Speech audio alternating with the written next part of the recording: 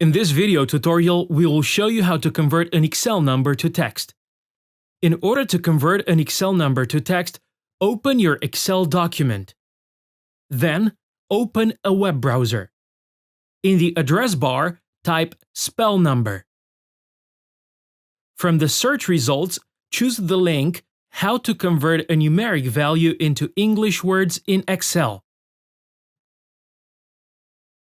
In the following window, select the code of the function called spell number and copy it.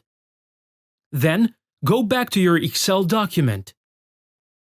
Go to the Developer tab and click Visual Basic.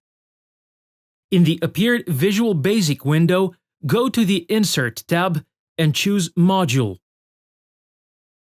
Paste the copied code. Then, go to the File tab and choose Close and return to Microsoft Excel. Now, type the equal spell number formula and see how number converts to text.